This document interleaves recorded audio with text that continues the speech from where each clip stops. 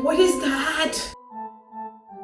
A stockinette swatch with an identity crisis, and we're going to help it sort out those little bits that just don't fit. You're looking for something that looks pretty much like this, and it doesn't. Well, we've seen this before, so we know that this red loop has kind of wrapped itself around the bottom. So we're going to have to work our way back and undo. And let's see what we find. There's also something funny underneath here, because we've got a ridge where there shouldn't be a ridge. Okay, let's see. Get a little closer. Well, this yarn can't even get in here because the yarn is feeding from the wrong side. And it looks like now things straightened out, except for this random rogue piece here. We release that. And things looked pretty good on this end until some shenanigans here.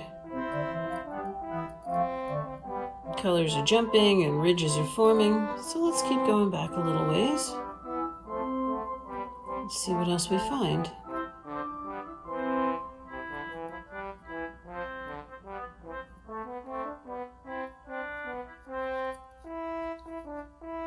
Well, we got rid of the wrapped yarn, but something is still cockeyed. Oh, look, there's a loop down here. That shouldn't be out and about by itself. And we do have this random ridge. So let's go back a little bit further and do some more investigating. Now we're on the purl side. We can see that the yarn is feeding from the front. See, from this side, it doesn't look so bad, except the colors are a little wonky right where we are. The front side of stockinette will show mistakes more readily. Big ones like, knitting instead of purling, those kind. See, well, this seems okay.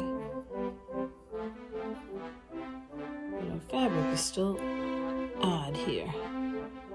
So let's see. Well, right here you can see that this blue loop doesn't know which way it wants to hang.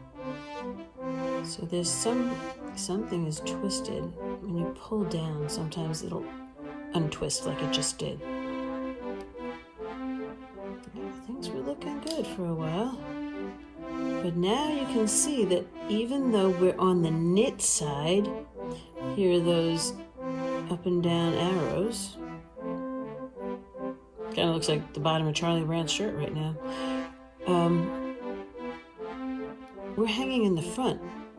These are little purl loops. So this is where something went awry. So let's pull these off one at a time and see what we can save.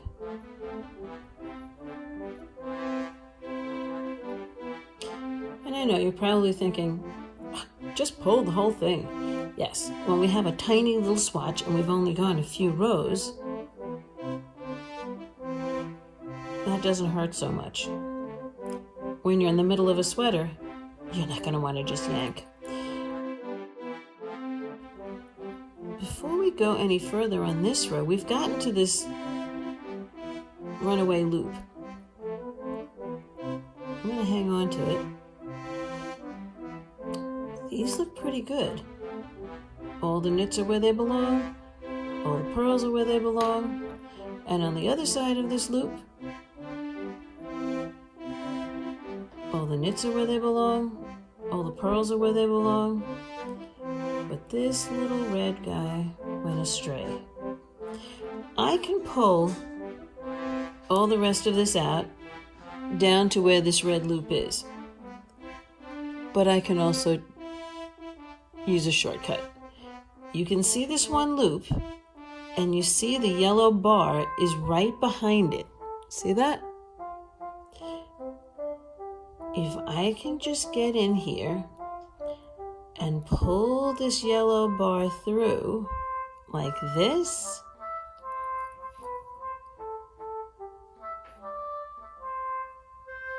that little lost loop isn't lost anymore. But now, which way am I going? Well, here's my working yarn. My working yarn is hanging off my left needle right now. I want it on my right. It's telling me that I've done these 5 stitches and I'm going this way. So now, let's not make the same mistake. Because if I leave the yarn back there and start to knit, I'm going to wind up with my garter ridges that I don't want. I want to keep everybody on the right side and wind up with smooth fabric. So if I bring my yarn up around, I'm going to get that vertical bar that I don't want. Let it drop. Bring your yarn between the needle tips through the valley. Now that it's in the front, it's feeding from the front. We can go on our merry way here,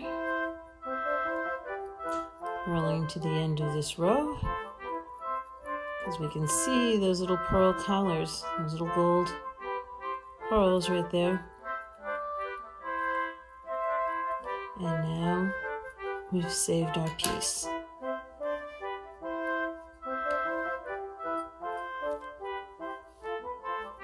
Stretch it out a little bit because it's got that tendency to curl up.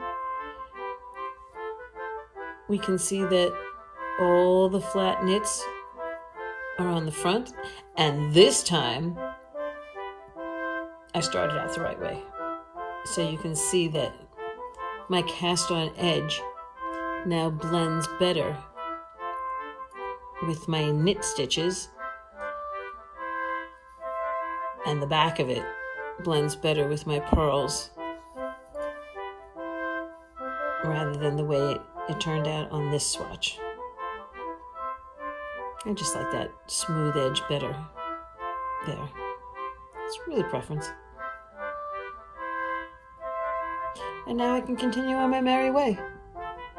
All right. So it turns out that little stockinette swatch wasn't the only thing having an identity crisis. My whole channel was. When I first started my channel, I had no intentions of having my name be the name of the channel. It's not really about me. It's about the things we do.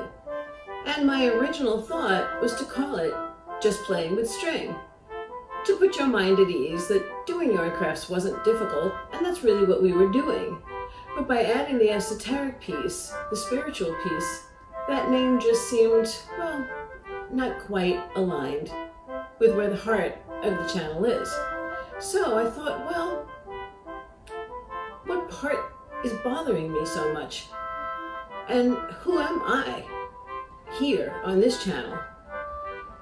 So we're going through a little name change.